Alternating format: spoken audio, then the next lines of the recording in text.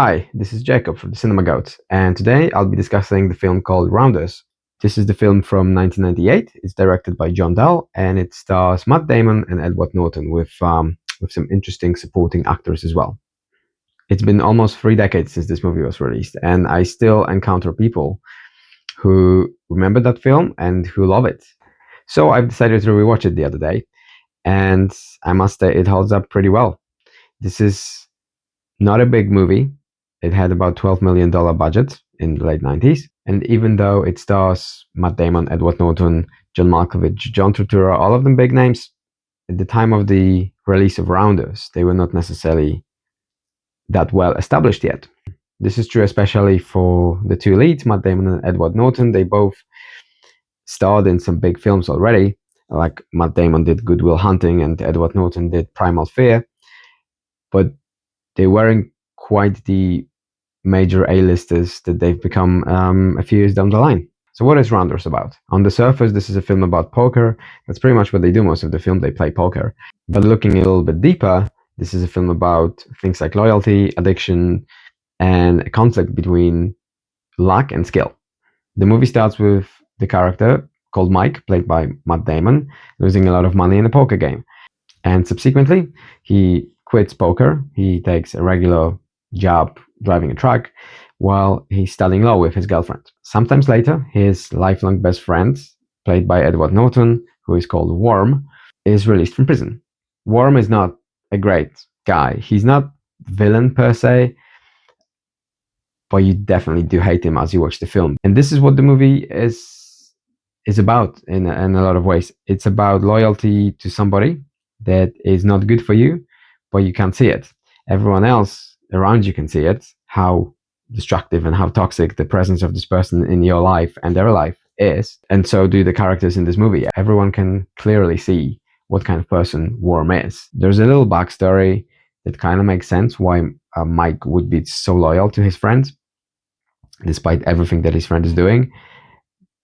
But we as viewers, it is extremely frustrating to us, but it's also very relatable. I'm sure we all have or had people in our lives that are like this, and they're basically not good for us, but we can't quite see it because we're in the middle of the situation, and we think we're trying to do a good thing. We think we owe them some sort of loyalty, or we just owe them in general.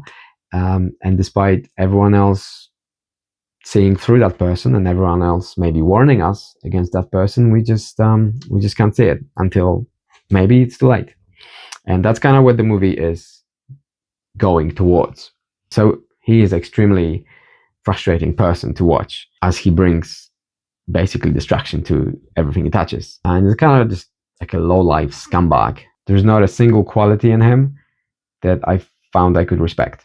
And he is played brilliantly by Edward Norton. And performances are really strong in this film, very unique. Matt Damon's character is not as loud and flashy and volatile on screen as Edward Norton's character is. So what Matt Damon does, he kind of comes in with this quiet, multi-layered performance. And there's quite a few scenes when he is conveying multiple emotions with a very minimal acting on his face, because his character is kind of calm and really reasonable considering what these guys are doing. And the two of them have great chemistry, and they really carry the film. Additionally, as I mentioned before, there are several great supporting actors. My favorite, I think, was John Turturro. It's a very quiet and calm and minimalist performance, considering most of his roles. And he's got a slightly unusual accent, and he's just really convincing as the kind of character he's playing. There is John Malkovich. He is very good, but the accent, the infamous accent, it is absolutely horrible. You can kind of swing it into as so bad it's good performance, but it's not necessarily it. It's just the accent. The performance is fine. But this is John Malkovich around the peak of his career in the late 90s. You also have Famke Janssen quite early in her career. You've got Michael Rispoli. You've got Gretchen Mol. You've got Martin Landau. And all of these actors, they do quite a lot with how little they have to work with the characters, because the film doesn't actually provide a lot of answers or backstories. There's a lot of things about the characters that is inferred. And in this way, it's a very intelligent film too, because you cannot work out a lot of things on your own rather than just being given an answer on a plate. And that actually extends to something else here. This is a film about poker, and poker, like any other sport or activity, I guess, uh, has its own lingo. And the script is full of poker terminology and slash slang, and the way the characters talk, it really creates this immersive environment when you feel like you're in this world of poker. And they don't explain most of the terms they're using, but the way it is written in the script and within the context of the scene, you are able to work it out on your own. And this is going back to what I said about respecting viewers' intelligence. So the fact that it's an intelligent film with great performances, and frankly, the way they shoot with all the poker scenes is done very well, because you'd think when you have a scene with people just sitting playing cards, you have to make it interesting somehow. But actually, what they do in here is they tend to linger on the characters, because the film makes a point about poker not being about the cards, but being about the people. It's not about reading cards, it's about reading people. And the way the camera works in this film kind of reflects that, because it lingers on characters and creates attention. There are some poker scenes where they don't actually show us what the cards are, and you can only see players' reaction. And that creates suspense, but that also fits very well with what the movie is trying to tell us about the game specifically here. And it's just under 2 hours long. It is perfectly engaging, interesting, all the way. And they really succeeded in portraying poker as something exciting. Again, a lot of it is because of the way they speak. And I have no idea how much of that language used in the movie is real, or how much was it just created for the film and is actually fake. You don't have a way of verifying it in the moment, but when you watch the movie, it works. And so this movie is just fun.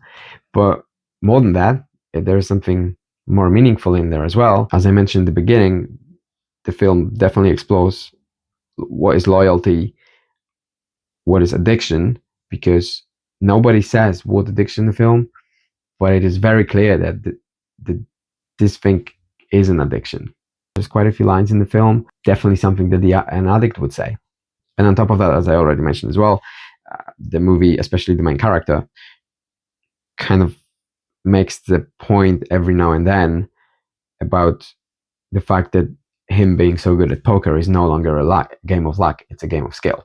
There's also a thing about accepting who you are, because there's a part of Matt Damon's character life where he tries to deny the fact that he loves poker more than anything else. Whenever there's a moment when Matt Damon's character talks about poker to a person who's not into poker, his face just lights up.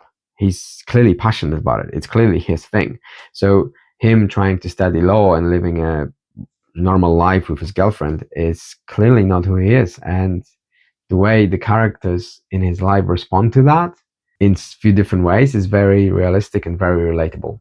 And the fact that Matt Damon's character journey throughout this film is very relatable, even though you may not be playing poker, it might be something else in your life, but on the human level, his experiences in this film and his interactions with the people in his life are extremely relatable. And that is the soul of the film, really. And just the last couple of notes, the music is really cool. It is very atmospheric, and it's kind of like jazzy blues kind of thing. It's not super serious, but it's also not goofy.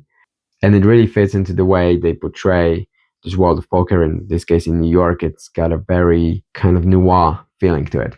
And so the whole audio-visual landscape of the film also works really well with the story and the characters. And I like how the film comes full circle, because the last scene of the film really reflects the first scene of the film, plus the character's journey. And I also like how Matt Damon, as a main character, he's not your typical hero. And the end is not so much about him saving the day and becoming this really good person. It's about him accepting who he is, as we all should, I think, and it's portrayed in a positive way. And you may have your own opinion about his character. I personally don't find him fully likable, but I respect that at the end, he has accepted who he is. And that is just another element of this film that is so relatable. And these are my thoughts on Rounders.